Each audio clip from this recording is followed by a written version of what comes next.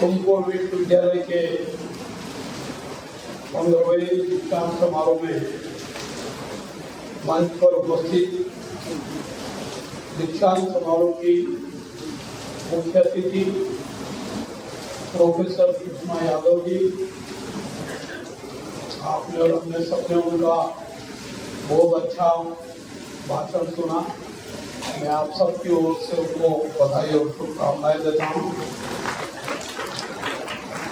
विश्वविद्यालय के vice chancellor professor Keshav ji, विश्वविद्यालय परिवार के समस्त अधिकारी, संकाय अध्यक्ष, विद्वान शिक्षकगण और कर्मचारी वृंद, सिंडिकेट एवं अकादमिक परिषद के सम्माननीय सदस्यगण, मानद उपाधि प्राप्त करने वाले सम्माननीय सभी महानुभाव, उपाधि प्राप्त करने वाले छात्रगण और उनके परिवार में नमस्कार करने को हार्दिक वादी स्वागत करते हैं।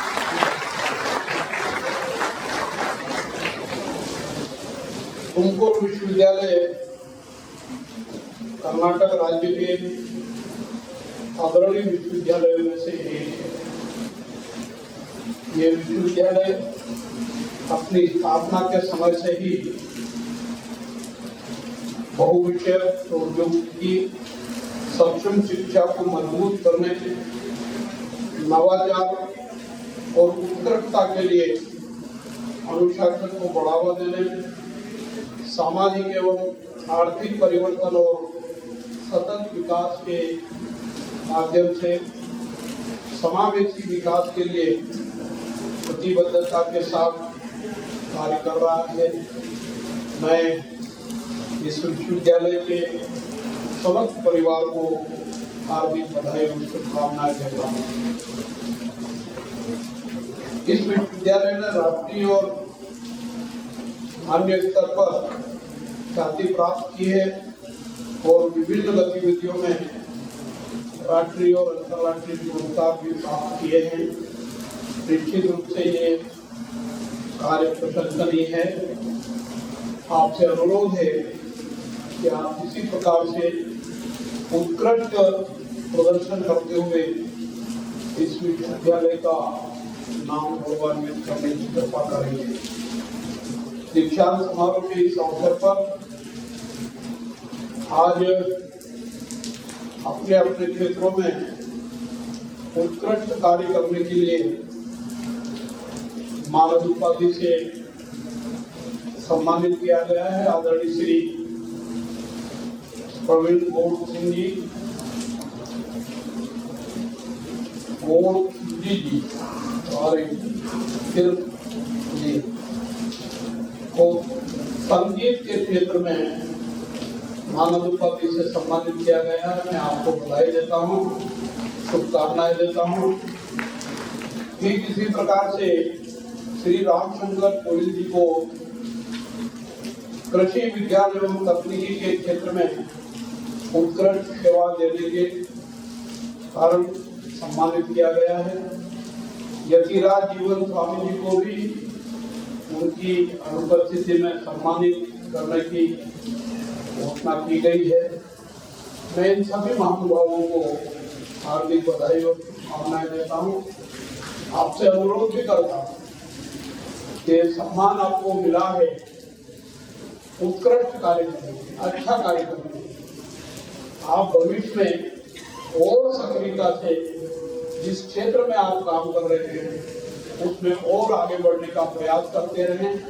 निश्चित रूप से आपको और सम्मान करने का अवसर मिलेगा। आपका स्वास्थ्य भी ठीक रहेगा, आप स्वस्थ रहेंगे और मस्त भी रहेंगे, ऐसा मैं अपेक्षा करते हुए आपसे अनुरोध करता हूँ। इसके साथ ही साथ छात्रगणों ने भी उपाधि प्राप्त की है।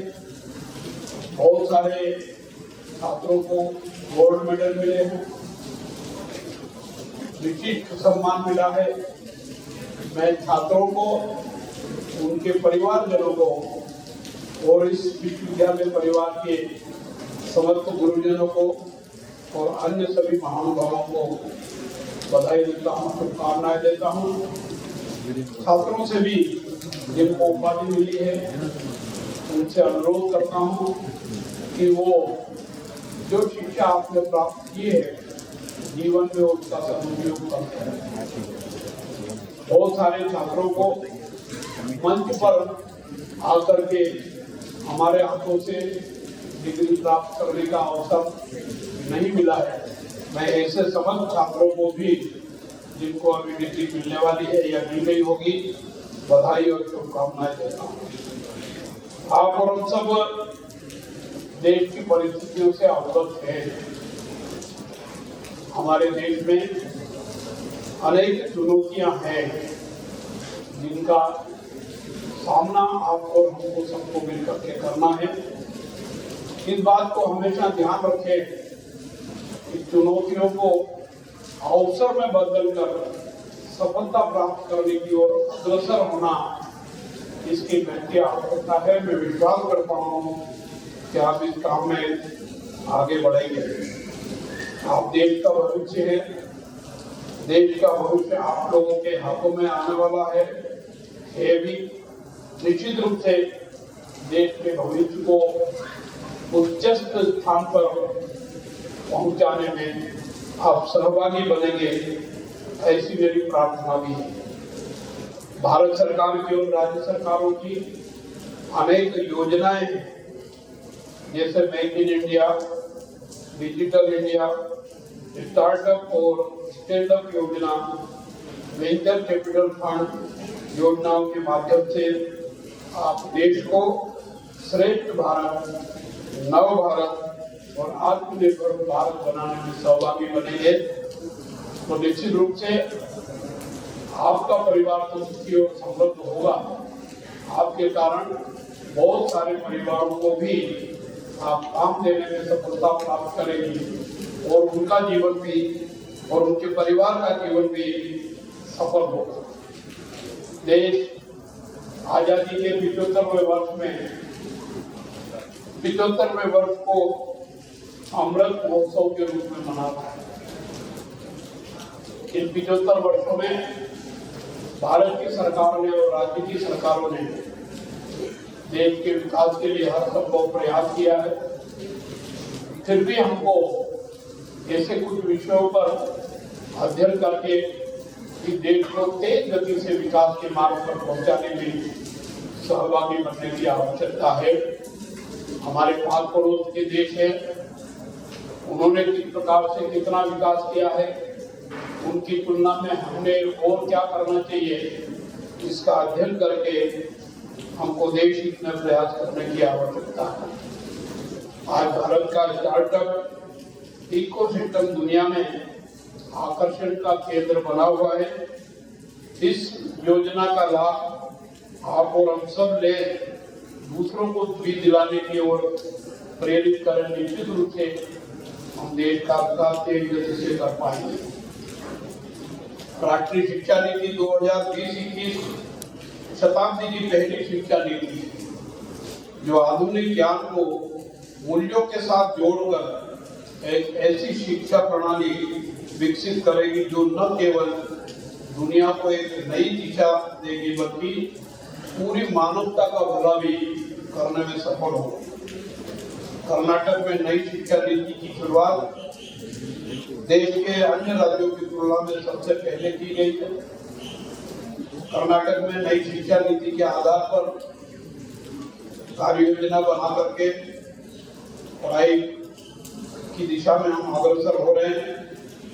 एक अच्छी बात कर्नाटक की सरकार ने की है, खेल को विश्वविद्यालयों में अनिवार्य करने का काम किया है।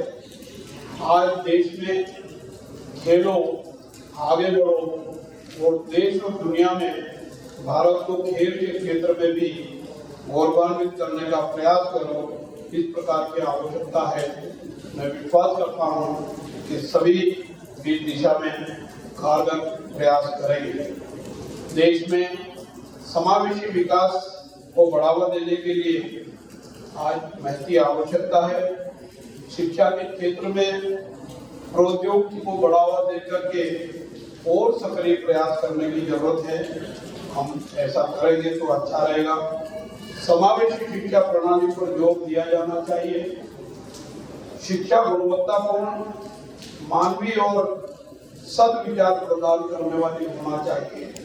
निश्चित रूप से इस प्रकार की शिक्षा को बढ़ावा मिलेगा तो हमारे पूर्वजों ने और अनेक महापुरुषों ने देश को विश्व प्रसिद्धि की दिशा में अग्रसर होने की जो सोच हमको दी है उसमें हमको सफलता मिलेगी।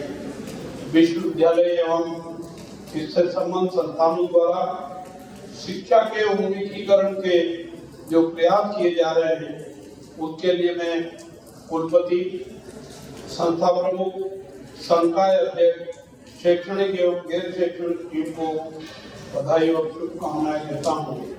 आप सबने मुझे शांतिपूर्वक सुना, मैं आपका भी आभार व्यक्त करता हूँ। मीडिया मित्रों का भी आभार व्यक्त करता हूँ और मंचस्थ सभी अतिथियों के प्रति आभार व्यक्त करते हुए मेरी बात समाप्त करता हूँ। जय हिंद, जय भारत।